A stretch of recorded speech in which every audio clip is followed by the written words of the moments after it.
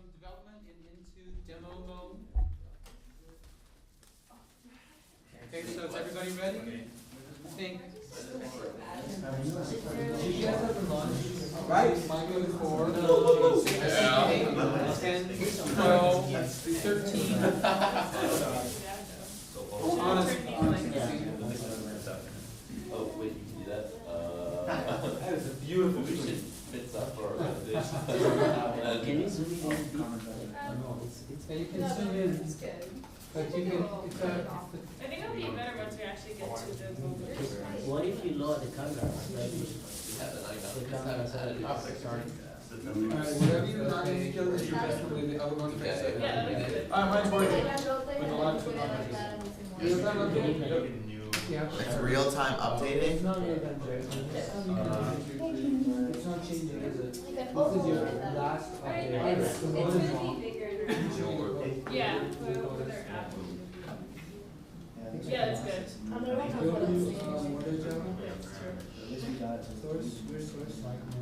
Oh, do you want this, do you need this light on? Buffering. I think it's better. It's kind of look that's good. Yeah. Um, That, that's better. Now it happened. Alright. Casper, where's the USB? Casper, where's the USB? Oh, sure. Did you plug it into there? Yes. Oh, I think you Yeah, here we go, guys. Yeah. Doesn't it, is auto focus off? Can you zoom in also? Yeah, what was that? Yeah. That's so sick. Oh. Can you zoom in? Maybe you can just focus, oh, just focus on. Turn off autofocus. No. there's so many things on there. Alright, that won't work. That won't work. So yeah, can you just erase everything? But if you Do you erase have a everything, button or anything here? I don't want you to erase everything. We have it easy. Oh, well. How much space do you need? That's fine, okay. I don't know how much, how big. Ubuntu is less than. Okay, so our first demo today, I have this is the Ubuntu on my second flash drive. week of demos. You So our can first install demo it right today now. is gonna be by Vocable, and they'll have about 20 minutes USB. to present their It's actually a product. grub loader. So, take it away. It's called the Super Yeah. Cat. Okay. Yeah. So, we have, yeah, well, we have two little icons right here. This one's an old version, but, we have two start intents, one for men and one for women. And when you download it, you would automatically get both. So this is our login screen or main menu screen. Very nice. So, if you clicked login, this would happen because we don't actually have the login implemented yet. So you can choose departments. This is my favorite part. We can select all or deselect all. Pretty fancy. You should patent that idea. Good luck. I'll make millions. Shop for clothing, because we made that so far. And the first time that it opens, it tells you that you can tap for more information, because you might not know that otherwise. Or slide. Or slide for the next, so you can. Oh, we don't Oh, okay, right, we don't do that. So you can slide like that. And also, if you like, and make sure if you want to like it or not. So yes, I want to like it. It says it's liked. Say it disliked, you disliked the item. And it didn't. I didn't confirm that you wanted to dislike. Oh, that we can change if you guys want that. We weren't sure, I'm not sure if it's better to have. Yeah, that's a little bit of a choice for you guys, whether you like either. And then for wish list, it says it's added and if you want to view your wish list, but we don't have that implemented, so we're saying no. And if you like something, and you, can you hit again to cancel your like? So, not yet, but we Okay. can do that. That's an easy fix. And we're gonna move these guys down to the bottom once we figure out the persnickety-ness of relative layout, so. Do they all have a white background? That's- So far, yes, but I think in general, like this Oh, I one is see. kind of Okay. grayish. This looks really good. Yeah, this one's like. How many images do you have? Are you pulling right now or is it default images? We have 12. Nice. voice look my black. background. Yes, but if once we use the web service, I don't think we're really gonna have control Mhm. of the background So at all. black is neutral. Can you guys explain how you made all of your buttons that way? All of You have like a common theme for your buttons, they're black with the yellow text. So here's what I did. What my phone did is automatically put it as the black buttons, which I need to figure out because I just found out that it's not only on my phone. I just found out that I tested on something else and that it's really bright. So I Right. have to figure out the black button thing.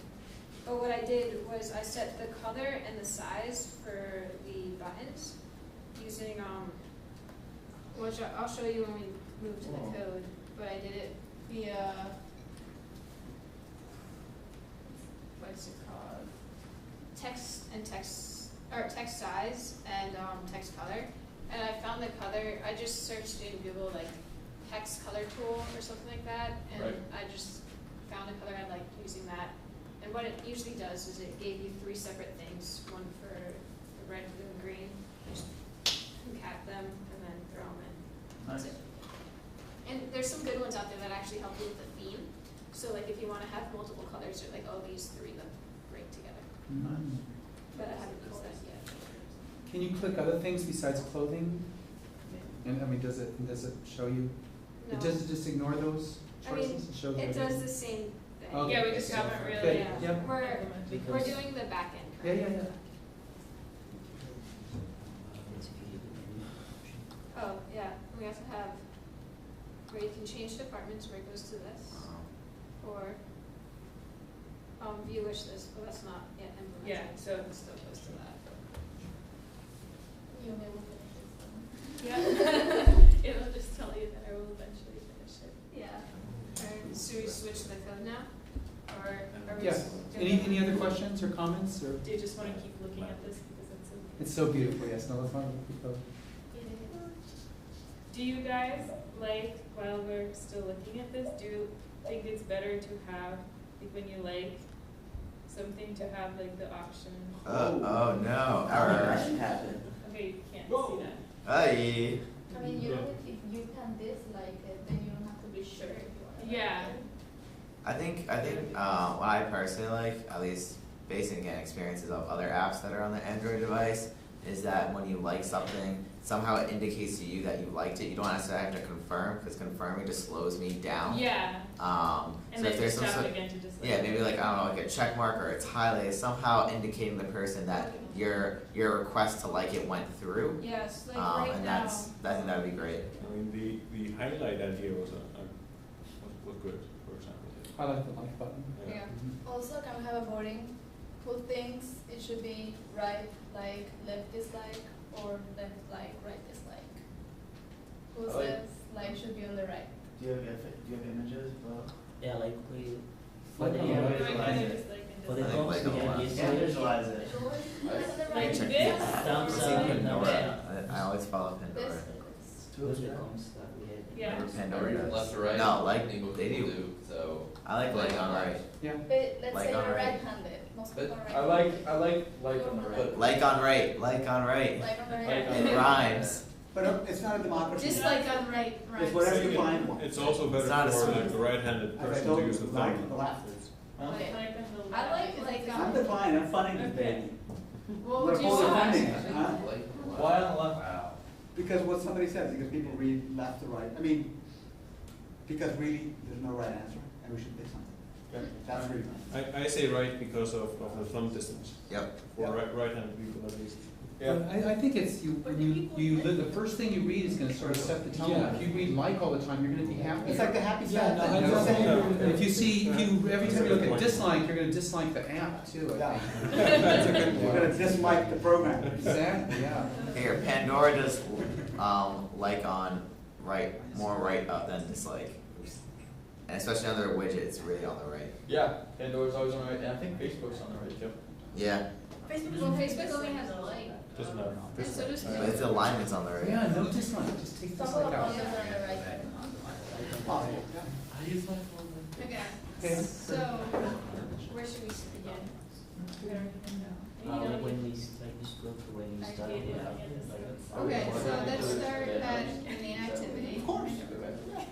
Actually, no, when you start, it's like You want the, goes to men or women. okay, so here's men, it's identical to women. Man. Do you wanna explain? Yeah, sure. When you like launch the app, depending on which icon you clicked on, which app you clicked on, because you have two. When you download, it gives you an app for men and women. You actually have two, you have one app, you have two activities. We have two activities. Right, So right, when works. you wanna like browse, say for the men, so that's what happened for the activity for men. You set your listeners to the two buttons that we have on our intro screen, which will be the either option to log in or to just continue browsing. We intend to implement the login by just using the Android, the Google authentication, which most Android phones will already have. So you will check your status whether you're already logged in, or if you're not registered to that device, you'll have the option of signing in either with your Facebook account, or if you have a Gmail account, just a quick sign up. That we shall use that to keep accounts, so that if you like something and you switched apps to do some other task on your phone, when you go back and there's still some info about on where you are, you can still go to your account and find stuff you had liked and stuff you had wished to purchase later on. So yeah, so the listeners will be waiting for the browse or login label, and so far we have not implemented the login label, but we have, when you click browse, it should take you to the category chooser, which was Jackie had, and it had the option of either selecting what you want to look. We can select everything or choose a few things to browse, and then so that will take you to the category chooser,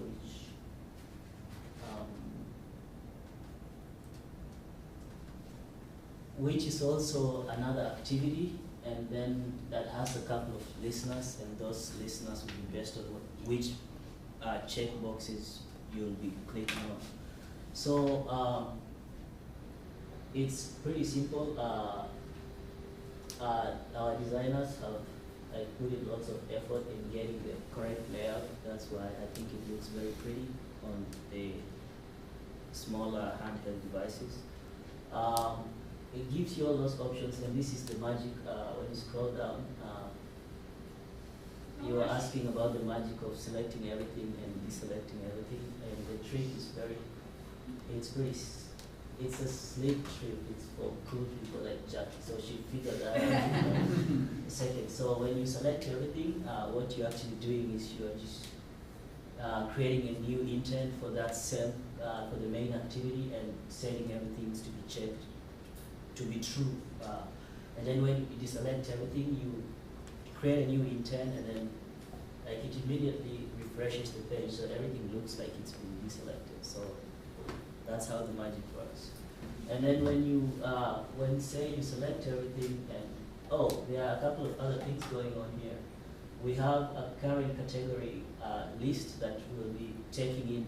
We'll be listening for the stuff you check. So if you check you want to look for dresses, it takes this string dress and adds it to that list called current category list. And then if you say whatever you check, so it listens for that and adds the string into the list. And that will be very important in trying to filter out stuff you want to browse, because you don't want to select only dresses and then they bring you men's shoes and other stuff. So we have that to ensure that you're actually listening for the right information to display to your user as you proceed.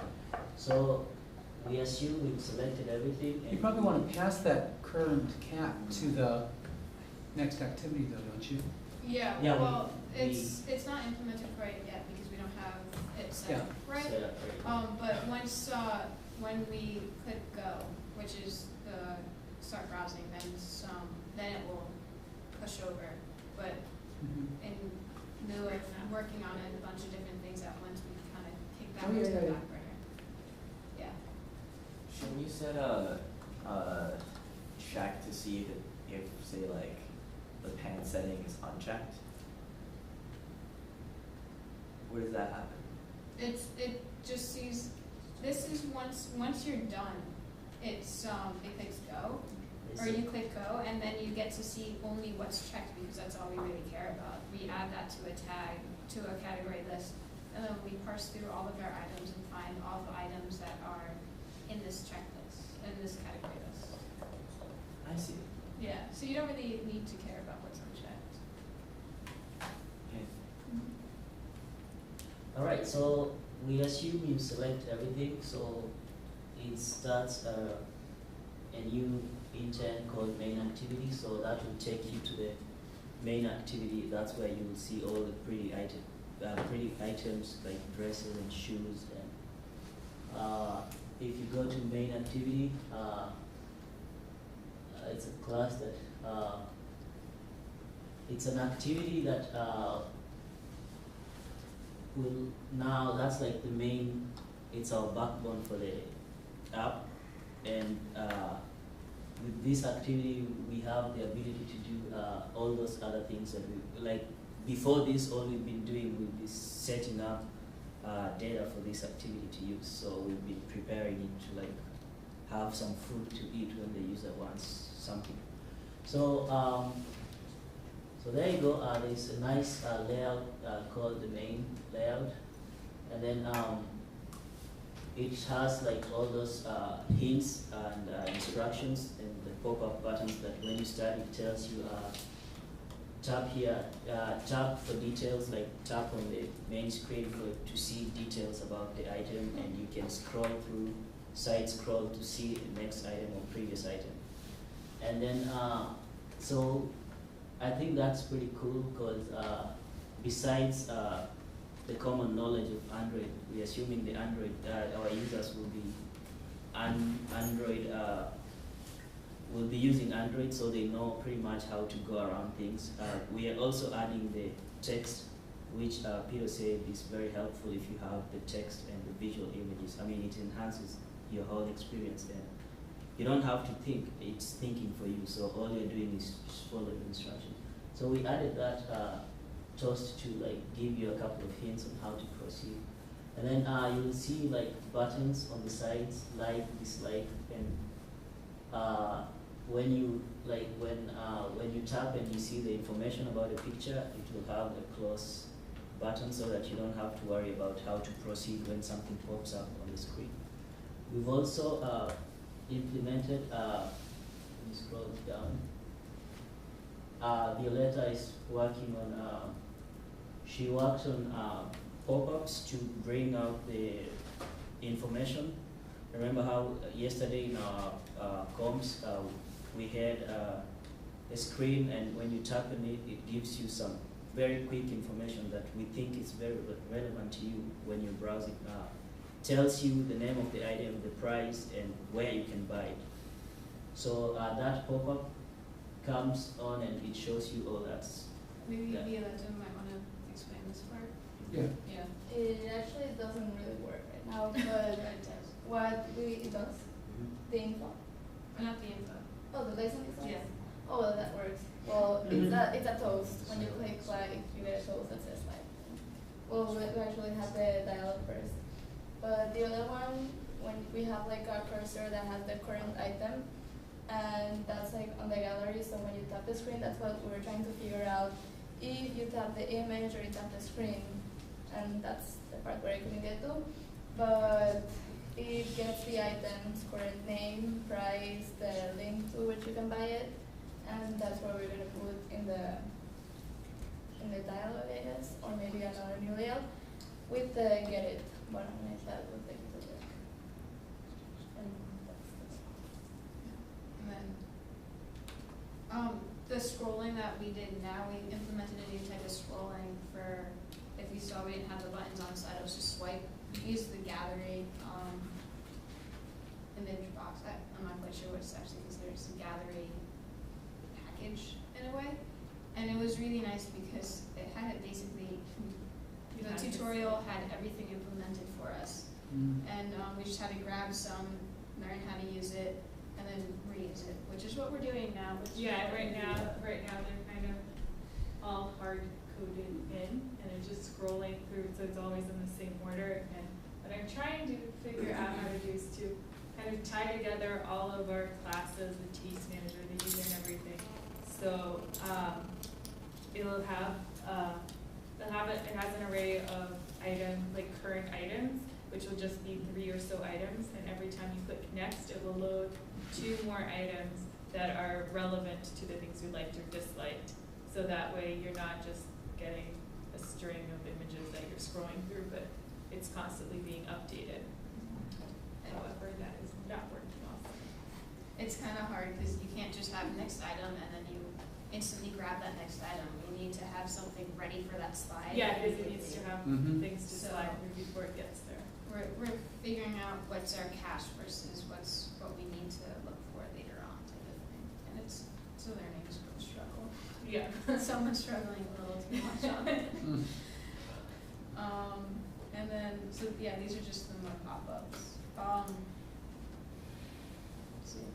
I think a lot of this is more of the back end that we could show, but I haven't. Yeah, it's like all changing once Delia pushes, so this is all old, but we have. Yeah, we'd like to kind of change things. You wanna like quickly go over what you just did though before Well, you it's change? not in there. Oh, Or the old stuff with user and. oh, it's user. Okay, well, I guess okay. So we didn't have a user class before, so I created a user class, and that just stores the person's name. And if you don't want to log in, it creates a guest user, and each user is going to have the wish list or wish lists if we decide to have more than one. And it's going to also have their own taste manager. So every user has a taste manager, and the taste manager is what we were talking about before, the hash map with all the categories, and you add, every time you like or dislike, you add something to it. So right now what I'm trying to do is, so I put the user in the main activity. The main activity always has to have a user. So if you're not logged in on feed, it just creates a guest user.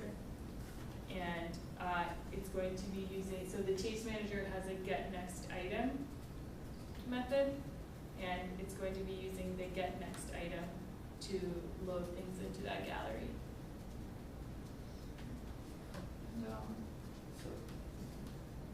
We also have other things implementing, like the wish list. Oh yeah, but the wish list is just It's a list of items. I don't really know if there's much to say about that one. No. Once we You can get the show layout going. Yeah, then so that's- once we figure out the layout for that, you can also see your wish list.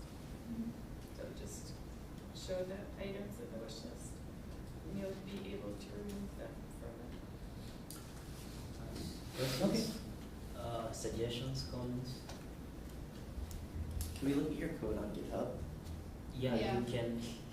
It's on Jackie's. You go to Jackie's GitHub account and it's called VogedWab. You can check it out, pull it out, but you can push stuff into it. Well, Okay, so it's you know how JBS. to get there. Yeah. I see that. Cool. Jay Benowitz. Okay, Great. great, thank you.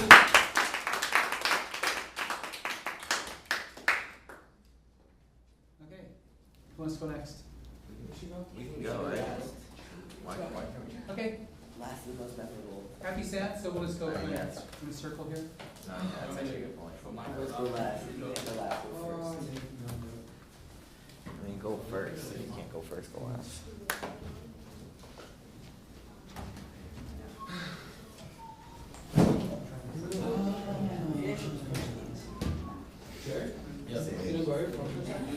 Punched over. It's on my desk. I got that yesterday. I'll be your phone manager. But Joseph, not. I need the other one. I can take that one. I can take this one. Be right back. Yes. No cookies for you. I owe Tava cookies because he Go beat me at Saints. PA2. Yeah. Winner gets cookies. I'll make cookies for next week. I do Don't you still owe oatmeal white Taha chocolate. cookies or something? Yeah. As long as there's white chocolate. Yeah, it's almond white chocolate. Forever owed.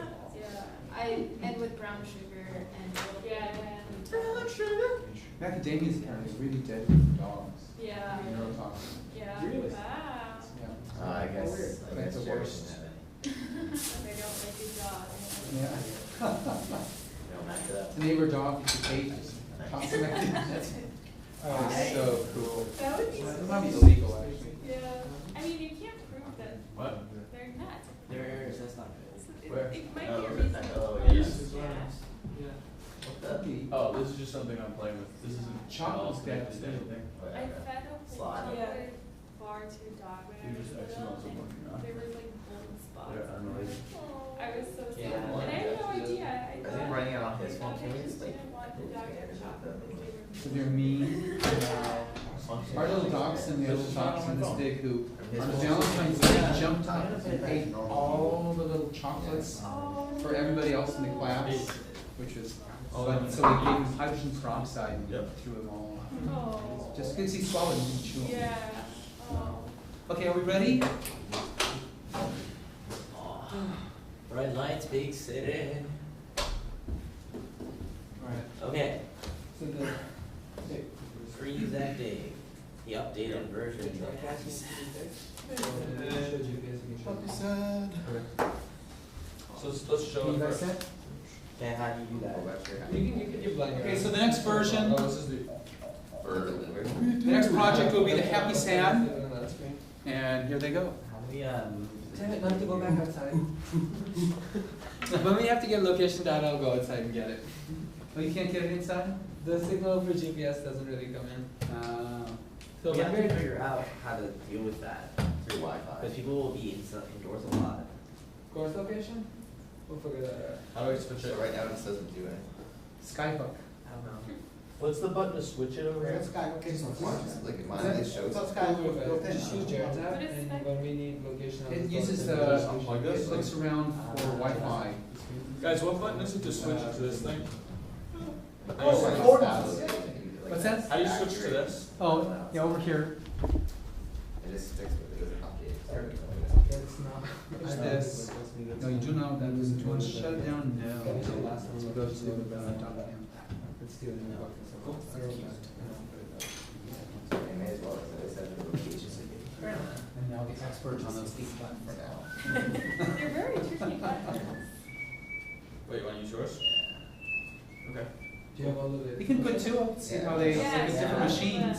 That, Besides that code that you Oh, are they that's choose. exactly the same though? When did that happen? What? Whoa. The pictures. I put that in my truck. Oh.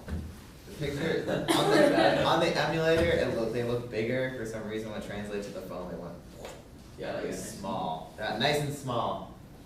It looks like a happy fish right now, look. Yeah, see, like that's the eyes and that's the smile. Alright, so this is our updated Happy Sad app right now. Obviously the button would be bigger, but for some whatever reason when we put it on our phones, it just got really small. We're also missing a button right now, but that's okay. We made some changes from the last one. So right now, if you click on either the Happy or Sad button, it'll actually like go to the next screen. So if I click on Happy, it says, hey look, I'm happy. If I clicked on Sad, it would say I was sad. It pulls GPS location, which is pretty cool. And then I can put in a reason why, so let's just put in a reason why. So GPS location. Yeah, GPS, let's type in GPS. Oop, I said GBA.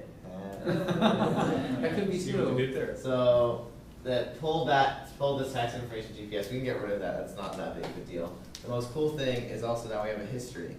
It was all right to a local Saves database. it. And it's, oh, that can't be seen very well. Hold on. I'll make it happen. The brightness maybe?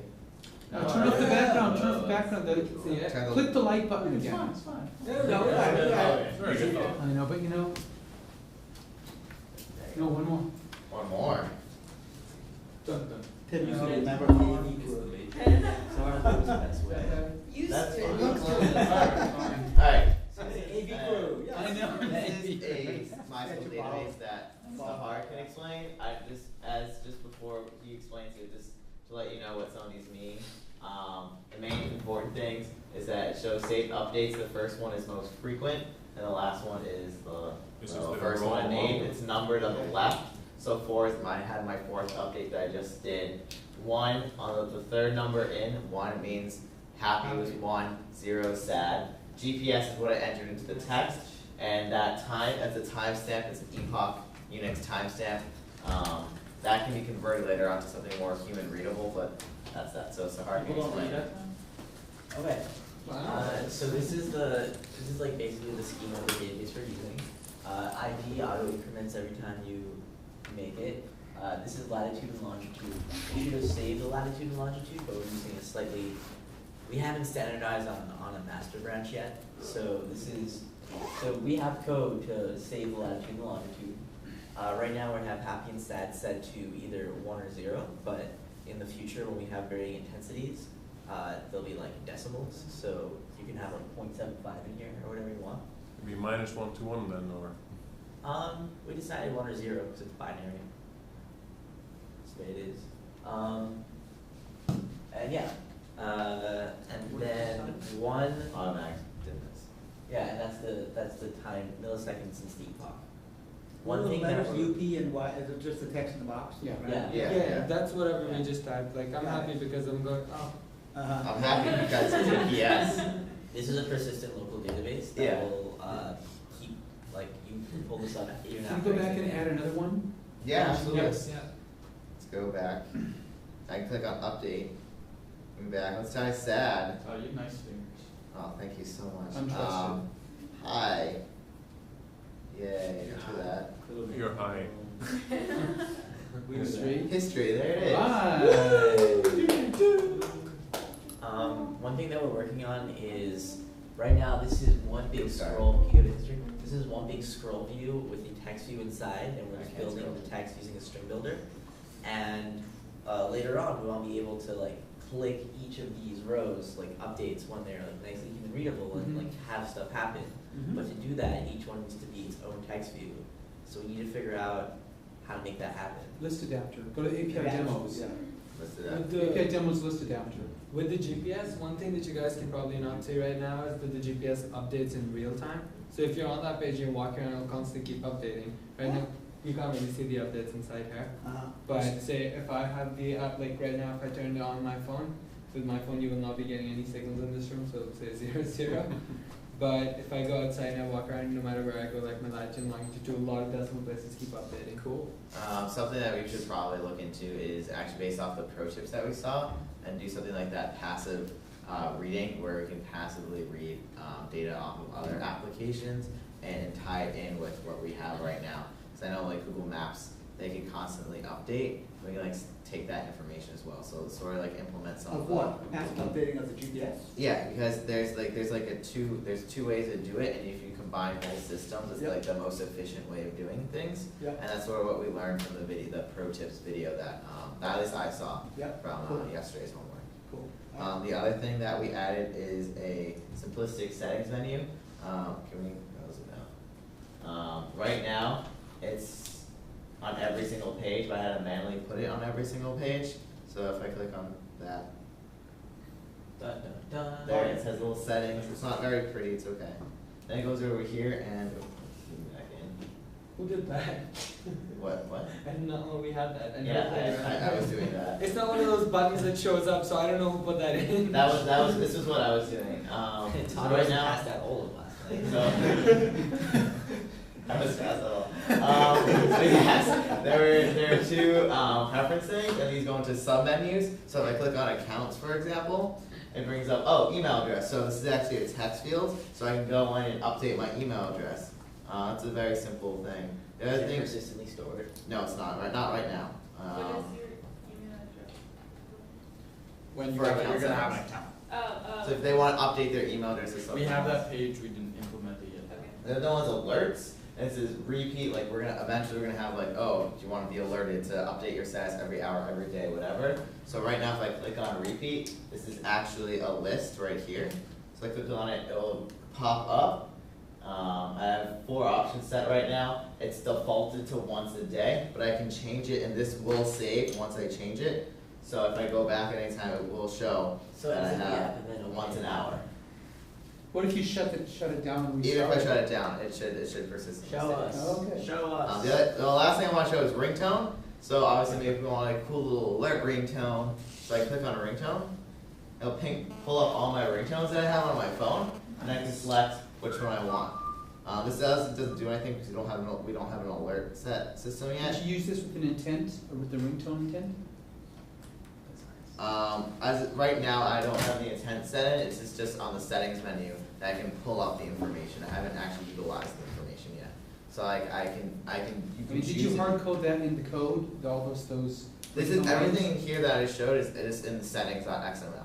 This is not the actual and it's still saved in the data, but I can't pull it from an activity yet. I can implement that later, but I can't But pull it's it. different for every phone, right? Like for when you ran this on my phone, there were no ringtones. So Yeah, because there's no ringtones from you. how did you read what ringtones this phone has? That's what the code, The settings folder. the settings All code does Android. that. From From all Android, settings, yeah. if you can pull from a certain area, location, within the phone itself, and it'll just bring back the options that it has. One of the biggest problems that we encountered was getting the map API to work. So even though the map API can work in an independent window, and you can actually see yourself in a spot, get GPS location, and see yourself in a map in the neighborhood, when you try to make that as part of a view, at least me, like we've been coming into a lot of different types of problems, and some of it I fully haven't been able to understand as yet, but that's what we're working on. And the other thing is when you go and when you need to implement a Google Map, you have to get a special key. And in order to get that key, you need a final APK in order for it to be used on everyone's devices. So we kind of bumped into that problem because we don't have a final product yet, but we used a debugging. You can use a debugging key which is provided, but then everyone has to have that debugging key when they run it on theirs, and they have to go into the code every time and update that key Has to before be they their can run key, it. it's tied to their phone. Exactly. What Well, is a final, tied to- what is a final APK? Is It's there not a the technical top. definition of that? The- I'm not using my key. What? What is a final APK? Is there a technical definition to that? That's the file that you run on your device. That's the application file that launches and installs the file on your thing. Right. So the thing that happens is when your application's finalized, you go and create a certificate for it. There's So you a can key tool sign in the Java. install. What keeps you from doing that right now, even though your app is not done? We could do it right now, but the official the main reason why we didn't do it is because the official recommendation is use the developer certificate for now. You have to create a fingerprint of that. You have to use that fingerprint with Google to get a licensing key. And it also said every time you update the APK, it gets overwritten with the security. So you'd have to keep redoing the certificate, which would be a pain in the butt to do updates. Alright, so who wants to talk about the one first? Who wants to talk about? I can talk about location maps. Alright, let's go Sahar first. Okay. Who wants to learn about databases? I do. I do. Let's learn about databases. These are the things that matter right now for databases. We'll start off with constants, 'cause it's the easiest. Constants, you can see, is really easy. The reason that we have it as its own class is that it's just like a sort of way to make typing easier, so that when you import constants, that table name, you can just write in table name instead of a longer path. Also, this is what the book told me to do. So now we have two classes, updates and happy data. Happy data is the actual thing that interacts with the database, and updates is just the sort of the main method that uses it. So if we go to happy data, this is where all the action is. There's some stuff like imports and extensions that I'm not going to worry about right now. The interesting bits are here. This is an activity, right? Because it has an on create, or it's not an activity, but it has an on Actually, create. can I if you remember on day 1 or 2, you probably don't, we had activities in 3 other kinds of major object classes, and this is the second kind, which is a provider. It's not a provider. Scroll up.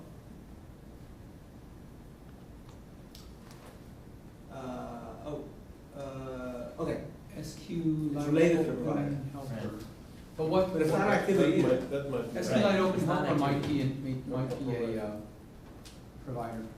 This is patterned off version 1 of the database in chapter 9 of the book. Mm-hmm. Version 3 has you using content providers. Okay.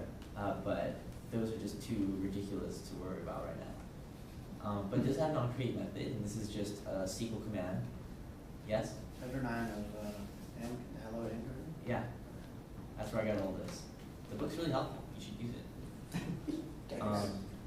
That's where I pull the settings things from. Yeah. And then on upgrade is also really easy. It's just a thing that you have to override.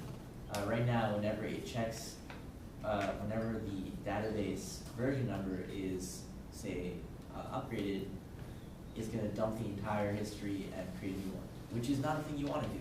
But we'll figure that out later. So updates.java is the thing that does calls all the commands, whereas happy data does all the work. So here we're naming the database. It returns a cursor, and I'll show you what this does later. And then cursor is sort of like an easy way to read. It's like an abstraction that allows you to read data from databases or arrays sometimes, stuff like that. And we have 2 methods that I wrote, get updates and show updates. So the first one is get updates. And the way you do queries in Android is through this query function. You say the name of the table, what you're querying. These are like about grouping and ordering, stuff you don't have to worry about. You can just pick it up in the book. And then when you write to a database, you do this. You get values, so key value pairs, right? So under the time column, I want to put in the current time. Under the emotion column, I want to put down the emotion happy or sad, where happy is 1 and sad is 0. And then you just insert it into the database like that. And that's really it. It's very easy. And then showing updates, we just made it one long string, but there are better ways to do it. I'm having trouble explaining this, but that's what it is. Do you know whether the way it's set up now, the database would survive like a restart of the whole device, or would it reset it? It does. We can test it. Yeah, let's test it right now. Sorry, what was the question? Whether the database, like if you had a history in the database and you reset the device that powered it off. I mean, I think it's storing the data overall. Because I looked on creative there, and it seemed to be creating a blank database, but I'm not clear exactly when that gets invoked. I'm pretty sure before we did it, I restarted my device, and it still had the database. Still had a database with Yep. the records from before? Yep. It's loading. To put your mind at ease, if you uninstall it, definitely gets deleted. Yeah, if you uninstall, that's true. Got it. Will. Got it. We could take one of the, I think what was it, one of the pro To tips? do a create table. The shared just preferences, I think override we could probably implement that, something like It does the not. pro tips are saying for Create shared table preferences. overlays. That pro tips video is great. Pro tips. Yeah, pro tips is really useful. Pro tips are pros. Or for news. Yeah, the code looks like it should overwrite it, but it doesn't. I wonder why. That's questions. So who wants to talk about that? That's really already did. Want to talk? I'll do it. Yeah, alright. Let me know my laptop. Yes, the one that was 4 this week, yeah. Can you pull your laptop? Well, yeah. Oh, wait, we have all the same code. All the same code. No, all my map stuff that's not implemented, that's not implemented. Okay, I'm going to do it. I mean, I would save the map stuff for next week. Would you? I would Yeah. save it for next This week. is not working. Alright, it's kind of. Let's just show what we have. Yeah. Alright, fine. So here we are, and what would the code be? More. So this is really interesting. Basically, having a phone, going to Google Maps, I'm sure most of us have done it, if not all of us, to maybe use GPS, some kind of finding a restaurant, something like that. We've all used the Google Maps interface, maybe online. It's the same interface, just ported to the Android. Getting that interface to work is tricky because you can set up, there's many different ways to do it. If you want to be conservative with the battery, you don't want the GPS running all the time. You want the data to be, as soon as you port it, you can get just the location, a location object. You can sort that object, get a latitude and longitude. you can use the same data to get like a street address and so on and so forth. Now what we did here was in more.java, I don't know. Oh, wrong file, sorry. Where is your source So folder? it's down. Down. Yeah, there we are. Alright, here we are in more.java. This is where we were in the, basically when you choose happy side, you come to the screen and it starts looking for, yeah, this is right out of the online, the caption thing. Alright, so basically what happens is, another interesting problem we encountered while doing this was, when you're trying to get location data on your computer doesn't have a GPS. So this didn't happen for me, but for some of us, our computer just kept on crashing because your emulator doesn't really know how to respond to that request. So Sahar came up with this idea of implementing a catch and try and catch method. But here we are. Sahar, store from here. Is this stuff up in GitHub so we can follow the code in GitHub? Sure. Yeah, this What's should your also be repo on called? GitHub. It's under my repository, and it's called JBS-happy set. Actually, if you're opening it up, it'd be great if you could go to a repository and go to the Taha branch, and it'll be a lot easier for me to explain it because after the merging, it's getting a little tricky too. Are you, just do the thing next week when you have it. No, I'm not showing in Google Maps. Just I don't want to try and catch in there. My code was sorted out in a way that makes Your more code is sense. different? It's not different. It's just after the merge, it's been realigned. Server has to restart. Here we Yeah, I also did a restart and had my database there, so. go. Wait. Okay. As always, things connected to hard as well. So it's JBS happy sad one word? No, it's JBS JBS-HS. Dash. Just go. Oh, HS. Ah, hi, sorry. Oh, yeah, there it is. You want to just close my computer then? Put it off to the side.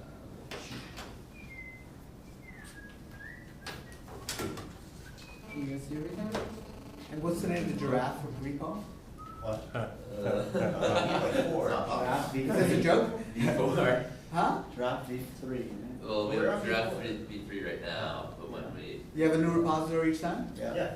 No, we're having issues. Press the button. Yeah. That should be tomorrow's job, get everybody on one. Yeah, that was one of our jobs for last week, but it just never happened. No, we had everything working for last week, and then we started adding things. Wait, That's not too bad.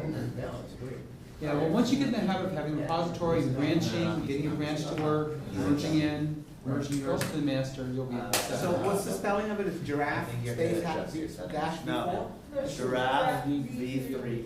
In one word? Yeah, and capital V. We're just gonna go to the do it there. No.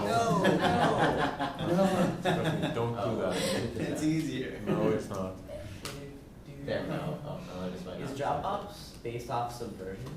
No, Dropbox is its own thing. It's not a version manager, it's just a shared It file. has a version manager. Huh? It has a version manager. One more way. You can do version management through its web interface. Whatever, it's not a source code management system, it's just a shared folder. It's nothing like Subversion. I mean, I don't know how it's implemented, but. Did you find it? I think it has version tracking. We should talk about this.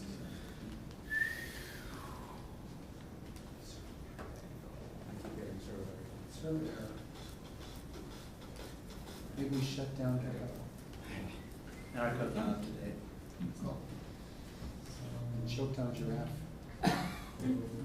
Sorry, can you open? Who's that? That was this? Get us not respond in timely fashion. You're gonna actually go to GitHub? Check our Yeah, I status. just like my code is directly in Minor service disruption at GitHub. We're seeing elevated error rates trying to push forward because of a giraffe that's running amok. It's not our system. I didn't actually say that? Yes! No. It really does! It is it's a kitty cat, not a giraffe. Aww. Instead of the angry unicorn, it's an angry giraffe. Whole screen's changed. That'd be great. Giraffe is running amok. It's this nice little drop off. Escape from GitHub, right? That's the new giraffe adventure. So lifestyle. Running through code. Fashion. Every level's a different like code game. Civilian. I like and then Saturday. They just said it wrong. Did I tell you I got a results this summer? Oh, for this summer? For this summer? Yeah, I had to deny it because I was doing this. Whoa. But on LinkedIn, someone contacted me and they're like, hey, I'm a human resource person from Google. Yeah. I would like you look perfect for this job, for running this summer program for like high school students. So what you should do is email them from her. I did, I And say, texted. I'd love to come by and talk to you, hear more about what's happening at Google. Yeah. Maybe for this fall. Well, I did do And, something like link that. to her and. Yeah, I did all of that. Good. And she didn't respond. Oops. Easy go, easy go. I just remember this entire thing because it happened during finals and my friend, I was sitting next to my friend, he was like, no, Alright. no, you did. And yeah, and Tahoe branch? Oh my god. Mhm. So we're on GitHub and I'm just showing you the code real time as I typed it. For location, there were a few steps involved. In the onCreate, I basically went and I placed a location manager, as you can see up there. Location manager, this get system services. The location manager is what I'm later going to use to get my location. Now below that I created a location list and just certain methods in it. On location change, intuitively it gets called every time there's a change of location that's detected. On status change, it depends on the status of the provider. On provider enabled, which depends whether your GPS is enabled or disabled. It can have different ways to react. And on provider disabled. Okay, so next thing was I registered the listener with the location manager, which is basically tying the two things together so that they can work together. And here comes the fun part. Right below the comments are store from here. Location, new location, location manager, JBS provider. This is exactly where your real-time location is being. Oh yeah. So this thing right here is where your real-time location is being. This method, it was extremely ridiculously hard to find. Pardon me? Say Reverse videos. Oh. Alright, sorry about that. So this method right here, you will not find this easily in the Android. I had to Google a lot for this one because the current way, the standard way that most apps go about it is they get the last known location once they run the location service, because the location service is running for a long time. We had to make an exception in the case of HappySat because HappySat doesn't have a GPS running for a long time. You just click on get more, you add one more byte, and you want to exit. And within that, if you get the last known location and it doesn't update in the meantime, that's it. You just get the wrong location data, which just doesn't work for us. So this thing was kind of tricky to set up. And what it does is it gets real-time location. From that, you can get longitude, latitude, and there's a method that I made down there, which is make use of new location, as you can see. Quite obviously, it makes use of this new location, the location gets passed on to it. Now, the next thing that I initially did was I removed the location manager, so that this is one way to conserve battery life. Because once you're in the app, say you open HappySat and you get distracted and leave it running, you leave it running for 20 minutes, your GPS is running for 20 minutes. That's a big drain on the battery life. So the smart way to go about it is just to remove the location listener, and that way the GPS stops running. Then why do you comment it? Debugging. Okay. Next thing that we do is, so this is the make use of new location. I made this earlier, we can honestly get rid of it now, it's slightly redundant. You're working on Eclipse or typically this, right? Others. That is the Eclipse, you're working on that, so It doesn't make a difference because it's the same method. but people can't see it move down. These are two different screens. That's fine, they both have the same method on them. Yeah. They can't yeah, see but what we you're doing can't. on that screen. Oh. Because you're looking on two different applications. It doesn't make a difference because it's the same code, I'm only talking about the code. They can see the code. Yeah, it's the same code. Alright. So, I'll scroll down a bit further. You can't scroll down. How do I go down in there? That's exactly what I just said. I have never used Macs and I'm not a big fan. It's right in the It's there. Alright, here we go. So this is the method I was trying to talk about. And what this does is, this is a debugging tag that I did because for a long time I couldn't really enter this zone and I was like, wait, what? And so, who here has used the log feature, logcat feature? You guys use it? Great thing. So you just make these tags. If you ever want to know your code's actually going there, throw a tag in there, and Sahar taught me this, and it just comes up in the logcat, it gets printed out, you know, oh well, actually not there. So, The important thing, this is again getting the same latitude longitude information, but what this was initially designed to run the principle of, so this was initially getting called after you were using the get last known location method, which is no longer being implemented, it's all up to date. But what this is doing was, in case you don't have enough time and you want to pull just the last known data, sometimes your app's not, the screen, your activity is not going to run for a long duration of time. So you just want to pull the last known location that you're at. This is useful there, so you get the last known location, get longitude and latitude from there. Text view could be used to for the ID location. And set as unknown. This is the print statement, which is basically displaying the output. Then you also have this output, I believe. Lat equals plus latitude, long equals plus longitude. You guys could see on the Android screen. Do you remember where it says latitude equals? So this is that. And this is at the point where that successfully works up to now. The next step is all Google Maps, which is building much more further upon this, and that's what we're working on right now. Thank you. Yeah. Okay.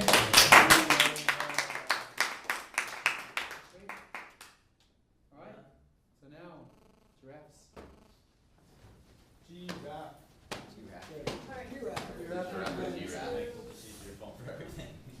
Can we have beta testers for this one? Okay.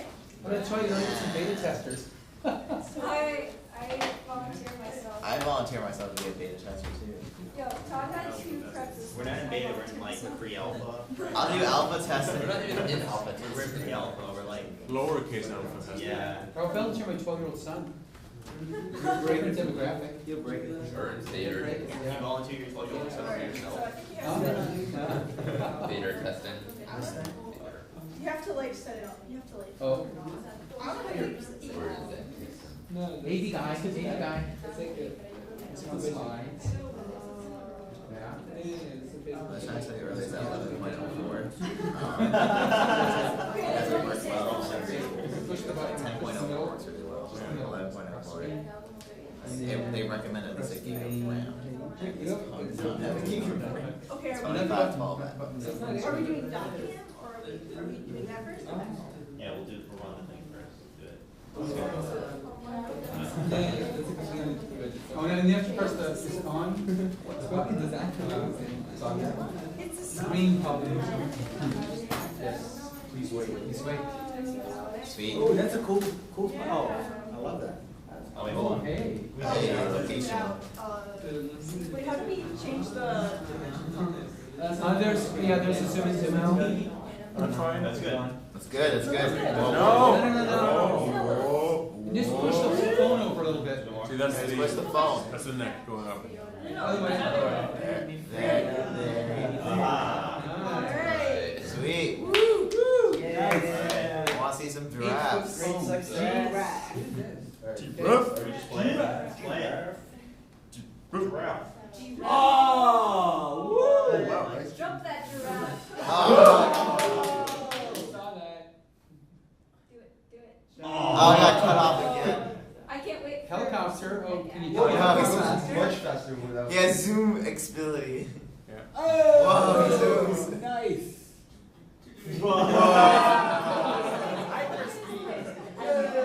Hyperspeed. Yeah, but at that takes action.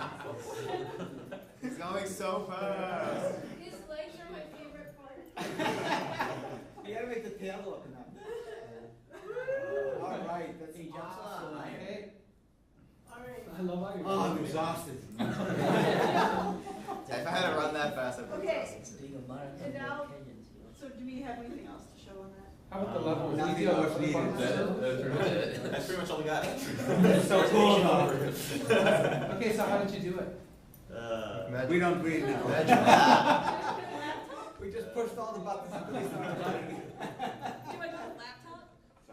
Yeah, laptop. Good infinite monkeys. On infinite. Everybody was together. Go straight to code. I think so, because that's what we're. Yep. No. Yeah, there we are. Just pull the, now just, great. So I guess we'll move the level loader first, yeah. because that's the main. And is that on GitHub? Level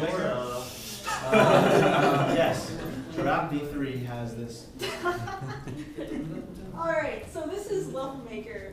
What it does is it takes strings, I guess I have to write. Right on the board? Yeah. How'd you do it? So what the string looks like is, Yes. so you have a time first, like 100, I think that's milliseconds, right? Yeah. Yeah. Alright, percent, 1, so say that 1 is a tank. Yeah, so here we got case, Okay. that's representing 1 is ice cream truck, 2 is helicopter. And then what that does is it says at 100, put an object of that type, and then at 200, put an object of that type. So what this does is it just reads it out. So it just uses split for the string, and then it says to split into both of the elements, and then Can you zoom in a bit? what? Can you zoom in? I can't read Oh, it. yeah. Inverts. How do you zoom? Can you make it bigger? You added an 8 to your code. Full screen. What? There you go. Okay. Full screen? Oh, yeah. I can see it. So that doesn't. Doesn't make the code. Zoom in. But you pinch the font. Yeah, pinch it. Oh yeah, actually. Over here. Or unpinch the font. Window. Oh, wait. Pinch to zoom. Pinch to zoom? If only it was that easy. On the Mac, it is that easy. Oh, that works. That's how easy it is. So anyway, so what we have is then, so it parses out everything from the string that looks like this, and then what happens is that it says whatever was at the 0 spot in the array, because what happens is that this gets parsed into this. Oh man. Alright. And then it says, so whatever was at the 0 spot is a time, so it just gets read out as time, and then the type is read as the second, as read was in the second, and then you switch on type, and then it's 1, then you know it is an ice cream truck, which is added, which takes arguments as context and time, which context And is then constant. Yep, that's the linked list. And then it gets put into the linked list level of, and that does that for any. So eventually we're gonna have obviously more types here depending on the type of object that we're using. Yeah. So basically, Great. this is the level, this is the bottom level of the way our game structure is gonna work. And then this level load is just an array of objects which are type entity here. And entity is something that has, so this is basically our structure now is that an entity is part of the collidable interface. So every single thing that's an entity has all the collidable methods. And what?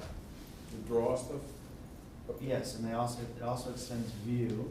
So every entity has its own image. Every entity has its own location, and every entity has its own move function. So yeah, so I can show you, for example, the ice cream truck. So here we've got the time input, and then the context. It's hard to explain, but it basically sets all the locations for it to be placed, and then it sets the image, and this is the move function. And if we go look at entity, we see that all of the entity has all the get x, the get functions, and get time, and get image. So that's what's happening the next level up, and then from this, it all happens in the game view. Is collidable your class, or is that coming from a physics engine or something? It's our class, right?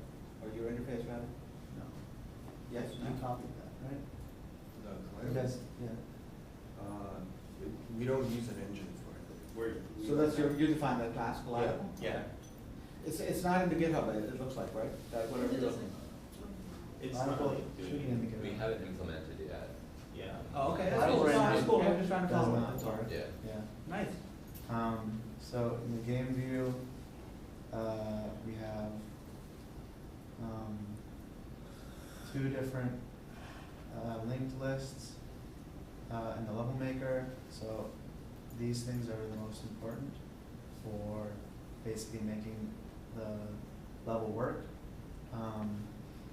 Entities becomes very soon. Oh, so once the level's created, so right now, we have it so that the level's being created all here. And this is the code that is creating the level and all these numbers based on time. So right now it's going up to 20 seconds. And either trading off, making an ice cream truck and then a helicopter and then back and forth. And that makes just one long string. And then here, level, that creates the level with this long string K. Here, and then entities, this becomes the level.getLevel, which back in the level maker was a linked list. So now we have right here a linked list of all of our objects that are going to be in the level that are going to come at the draft. So you should probably do some refactoring and take that middle section of code out and put it in its own method. Yes. And call it make level string or Yeah. something. Yeah. Make I demo mean, level the string. thing is that we're And then- going to then you have can Yeah, you comment did it. it all yeah, together. we're getting We're we're going to have just different text files. levels Mhm. and Yeah. all these different things that are going to be. But anytime you've got a big, places. a big long method like that, you almost certainly can break it into pieces. Yeah. Even if it's on temporary, it makes it easier to read. And it also seems like you're mixing view stuff in, right, with model stuff here, right? Yeah. Yeah, the view's too big right now, the view should be a lot smaller, but we're working on that.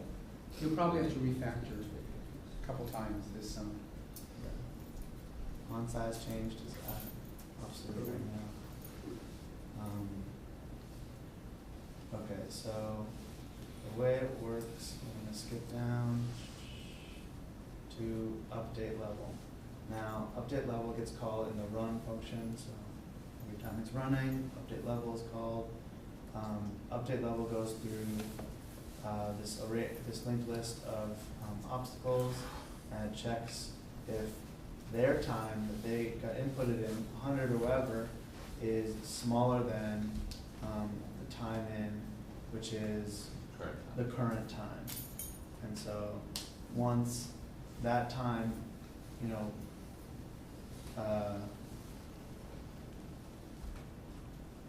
Once the right. current So time yeah, so passes, since that time is going to be bigger than the time right now, and it's waiting until it's smaller than the time right now. So that's how, if we put 5 seconds plus the time, then 5, 4, 3, 2, 1, and it's going to be smaller than the time right now.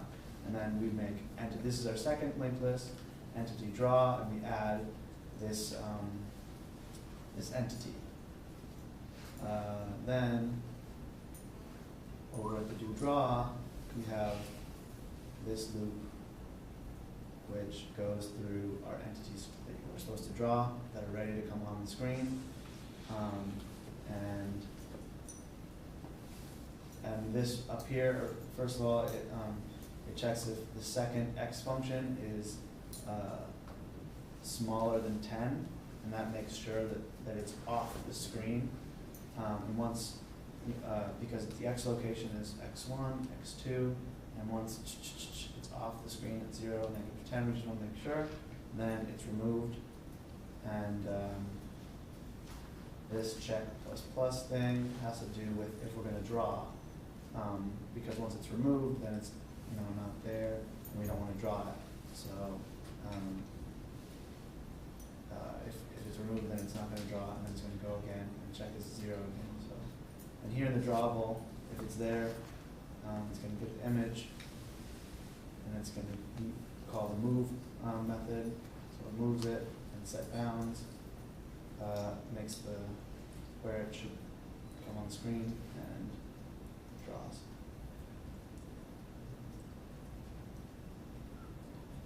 Yeah.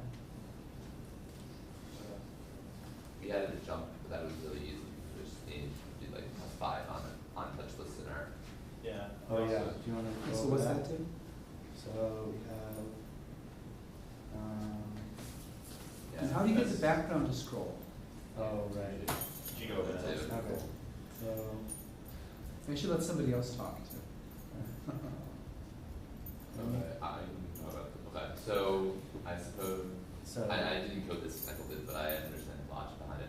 So, for the backgrounds, we actually have two background images, which we edited in Photoshop to make it so that the end of one would be the beginning of another, or vice versa. So what we have is two of those images, and they're constantly being shifted along, and when one of them is completed, it creates a new, the same of that image. Yeah, that's So pretty, that happens right here. yeah. Here's the two backgrounds. One of them starts at the change, which is 0, or it should be switched. But anyways, the other one starts at 800, which is at the end of the screen. Yeah, that's the width of the phone Yeah. right now. And then down here, if it, so actually, let's ignore that for now, just, this is how it's changing, we're just minusing 10 every time. And then once B change, the one that started out at 800 or whatever, it reaches 0, then we change it back to 800 and B2 back to 0, so it's just constantly. So you have that draw bitmap on the top, which is drawing a bitmap with a certain X offset. Yeah. And you just decrease that X offset by 10 every time you call it. Right, and then once it reaches 0, that gets rid of everything and we just restart it. So you're not using the time, it's probably better to index the distance it moves to real clock time. Because right now it looks like it's just gonna be however fast that do dropping gets called. Yeah. That's why it starts going. Unless you're putting a sleep, Yeah, unless you're putting there. you're maybe No, putting a it's not sleep in the infinite loop to slow it down. I think if we just do that, I don't really want to use sleep, because sleep just like disrupts all the functioning of the program. Yeah, it's better to actually just put the time. Yeah, That's better. that's the same is true for the jump method right now. I think we have sleep in the jump method, Yeah. and that's slowing it down a little bit, Yeah. so, Alright, so let's look at yeah, I think we do have sleep. on touch event. Yeah. No, we don't have sleep. So on touch event basically allows you to, when you touch the screen at any point, the action listener is triggered and the thing jumps. So we still have on key, it's fine. Fair. Yeah. I guess we got rid of that. So the only way to jump now is just to tap it, so it registers the motion gem and it runs jump method, which if you scroll down goes. Your sleep's right there. Yeah, there are sleeps. Basically jump just goes up 10 pixels for every allocated amount of time. So 10 up, 10 down. So that's pretty much how jump works. Eventually we might want to make it like Super Mario where if you like hold the button down, it jumps a little bit higher. So but right now this is simple. Does it just do one big step, or is it? No. There's a current time which Oh, I see. yeah, which is a little time in the future. Yeah. And during that time, keep on going up, and then during that, the next time in the future, keep on going down by 10 pixels every certain amount of time. Could you show us how the lights move? The lights, do we have them with the backgrounds? Yeah, it's just a, No, I changed it. it's like Oh, bitmap okay. changing, right? So that's a separate thread that's doing that? What the change? The jumping. Looked like you had it inside of a loop. Yeah, Is it a separate? Yeah, it's outside of, it's a completely different method. yeah. Yeah. Is that in the, so where, but where's that call from? That's called the on touch, from the on touch event? Yep. Yes. Yeah, which is in the. That's not good, because then it's gonna be, your whole machine is frozen Yeah, that's. during Yeah. that time. You So- figured that out. Exactly. Yeah, That's why it really sleep. yeah, you really, you have model, view, and controller stuff all mixed up, so next week you should probably. Yeah. You're gonna get like everything out of the view, put it all in the model. Yeah, I'll give an example of PA3 that has them all separated. Essentially, the giraffe is in the view there. Yeah, everything's Yeah. in the view basically the way it is now. Yeah. But the now the entities are updated in the model. Through running, yeah. Yeah. Yeah. The locations for the entities. Or in the view. No, they're in the view too. Oh, Yeah. Right. The entities themselves don't have coordinates. This is we my should change function all for the running giraffe, which is also Oh, yeah. I'm cheating. It's not by time or anything, it's just by how often it's updating. And I've just got it set so this integer check 2, if it's smaller than 4, then the giraffe's image is going to be giraffe 2, which is going to be legs out. Right. And if it's greater than 4, which is over here, the giraffe's image is going to be legs in. And then if it gets up to 8, it's going to check 2 is going to be back to 0, and just going to go right back. So we do this again and again and again and again. And that's what's happening. Back and forth. And then I guess we've got some stuff with neck motion. Yeah, I figured it out. Now I'm rotating the canvas and then restoring it. We got some images. So we'll do that by Yeah. Now you And not do that. bam. Giraffe seems so innocent once whacking someone. It's like, That smile. We may change the face, you know, so he goes, Now, did you draw that image over and over again? No, Or we just rotated. We cut the neck off, rotated it, put it in the place. Oh, wait, so that's just the one neck rotating? Yeah, you can see like a tiny bit of horn there at the 4th image. Yeah, you Yes, can it was see it, worthwhile especially doing in it. that one. So what the expression about sinister as he turns How we're gonna do that? And then when he's facing forward, he's very cute. Yeah. At the bottom. Yeah, so when we're gonna have a on touch, I think it's called on down, that will track the position where your finger is, and once it's on the head, it's gonna start rotating the canvas, so the head will rotate, and once motion on up, when you let go, it will swing forward, the canvas will. So how are you going to distinguish between a click and a snap? There's methods on down and on up. And I know, but what about for on click? Jump.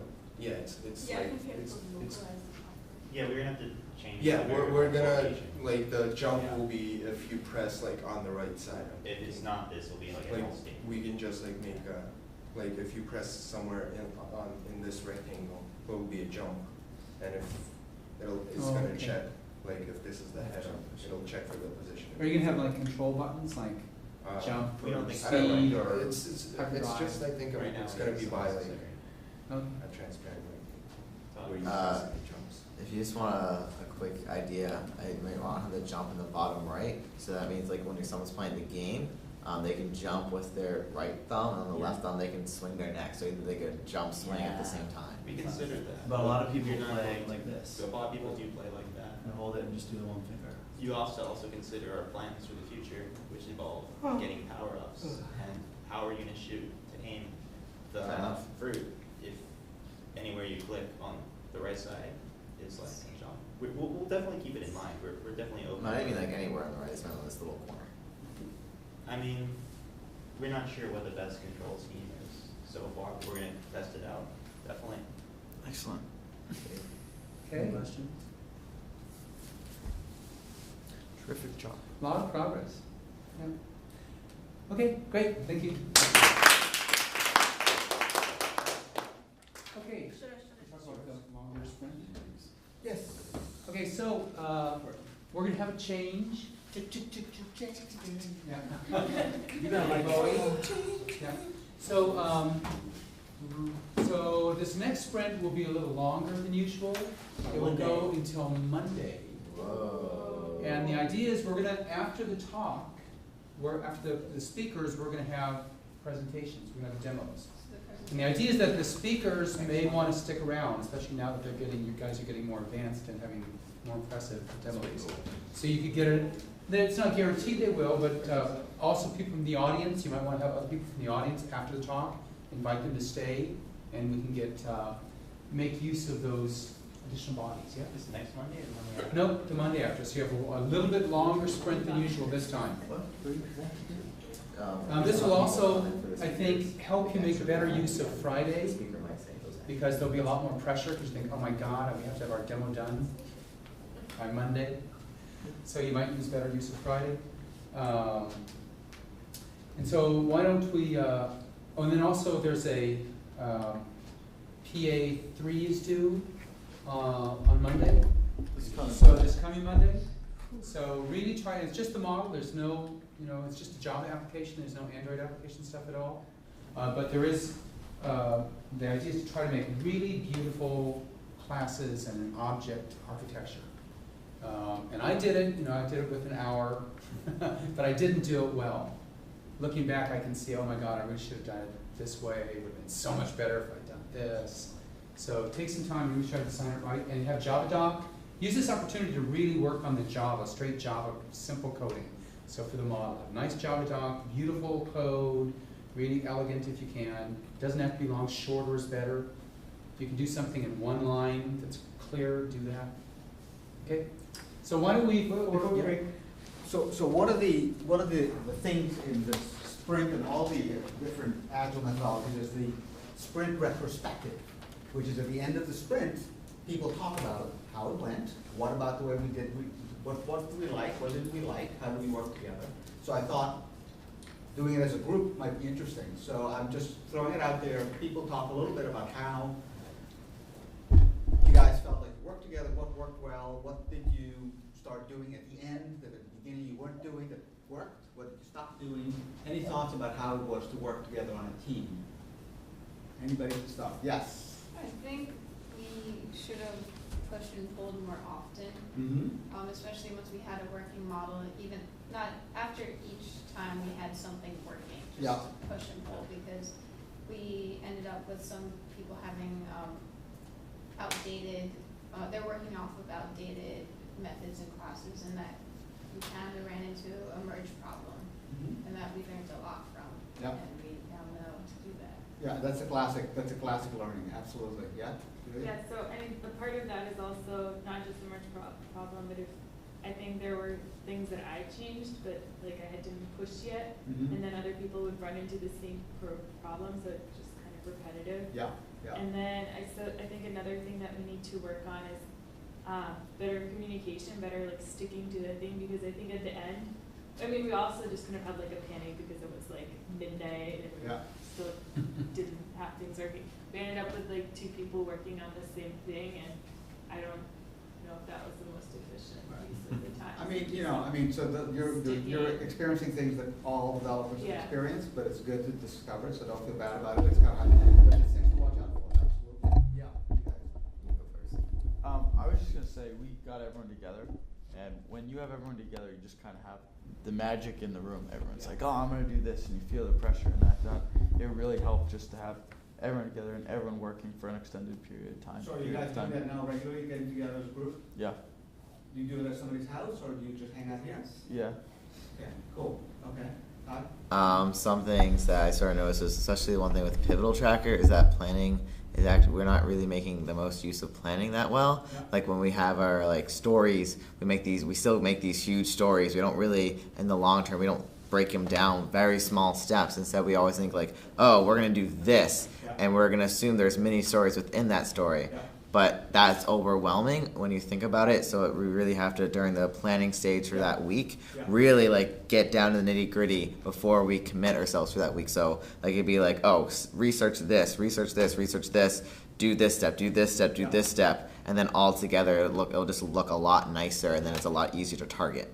And I think the other thing that happens is your story may turn out to be 3 different stories, and then you may discover, well, really for this sprint I only need the first and the second, and the third we can leave. You can We can have more granular prioritization. So it's better to have more stories and less stories. Yeah. I feel like I wanna back up what Jackie said about merging. I feel like the technical aspects of using Eclipse in the way that merging works took up a lot of our time. I believe it, and even now that we've like supposedly solved it, we haven't. And there's, I still like often will like delete everything and start over from scratch, losing a lot of work. Yeah, I mean, and I see a lot of frustration, and I feel bad about it, because I know that what is frustrating you guys, everybody goes through. It's kind of just part of the process of getting your head around using these tools. So, I can't sugarcoat the frustration, but I see it. And all I can say is, you know, it's just part of getting from A to B, and you have to just work through it. And I see also like all the work everybody did, and then you look at, you go like, all the work we did, and this is what we've got, and this, the code has been hacked over and over. It's all part of, you know, getting there. And I think going through this experience is going to get you smoother and get that stuff easier. But it's difficult. And that's what all, you know, almost all professional shops out there do. They're using Git, they're using merging, and they're You're merging doing it the quickly. way, yeah. You know, and they're There's places that, and you're doing the, and you're using the, that's what I said the other day too, don't forget, you were working on the real thing in which Google and Android built their system, so this is not a toy, you're working the real stuff, so it can be hard, for sure. And by the way, talking about that, many shops get to the thing they call continuous integration, which is that automatically when you check your stuff into GitHub, it launches a build and it launches automatic tests on the code, and the developer that checked something in that's broken gets an email right away to find out they broke it. So like that's the next stage of evolution, but that's kind of hard to get going. Yeah, over here, yeah. Oh, sorry. Maybe we should save it to one group.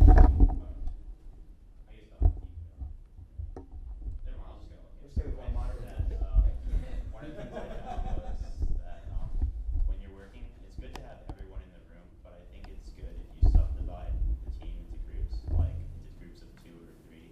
Like me and Artem were working on the net, for instance, while Jeremy and Hannah and Mike worked on like the level loader. I think it's better to work in a smaller group because you can communicate easier that way. And if you subdivide all the tasks, whatever, I think you make more progress. If you have too many people on one task, I think it causes more trouble than it's I worth. think it kind of goes in waves, like when you're trying to sort of get collective agreement and collective mind meld together, and then you sort of drift off. And also sometimes, you know, 2 people together looking at one screen, you see things just explaining, here's what I think, I can't understand the other person, and then just, even the person wasn't there, the problem is solved by you explaining it out loud. So you have that too. Yes, sir. Something that I noticed was really interesting was we got together and we merged in like groups of 2 and we were like doing our own things. And every now and then we came across a problem that these 2 people didn't know, and then you say it out loud, and the other 2 are like, oh, we just did this like 5 minutes ago. Exactly. So that worked really well. Another thing to note is, as we're getting more and more advanced in our programming, like for me I was using Google Maps, and I ended up implementing some stuff which requires a different sort of emulator. Also, I was doing a lot of testing directly on my phone without actually using my computer's emulator. What happens is I change the code in a way that it works on my phone. And I'm like, oh wow, everything works, merge it, test it, yeah, push it back up to GitHub. Everybody else goes online, downloads that code from the main, from the master. And now we've got 4 other people who are like, what'd you do? You just broke the code. And I'm like, no, it all works. And I can show it to them on my phone. Yeah. But because the computer doesn't have a GPS service provider, it doesn't work. So you have to be really careful that you test it on the emulator. If you need to like get a Google API emulator, then you need to mention it to your group, like send them an email or just tell them, look, this is how you need to update the system and get everything to work. Because your code's fine, but you don't want people to be upset for no reason. Very good. Excellent. Good. So excellent stuff. I'm very pleased with the product everybody's made. So let's. My suggestion is to get together with your groups and talk about the sprint planning for the next sprint. Look at the stories. Talk about what we want to have done by the next sprint.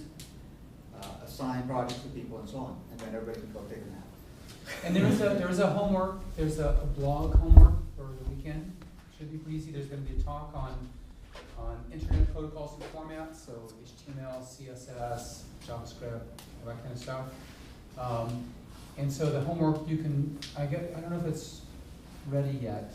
If it's no, well, no. It's like the Thursday, like it's like the fourth lecture. Don't look at it for a few hours. I'll get it squared away. I'll get the site fixed up. We reshuffle the order of things a little. But the idea is just to write a blog sort of describing your experience with all those technologies so I can have some sense of where everybody is. And then also to do a little research on HTML5 and to write a little opinion piece on whether or not you think it's going to be a success and why. Or not, failure, partial success. Okay? Okay, so should we do the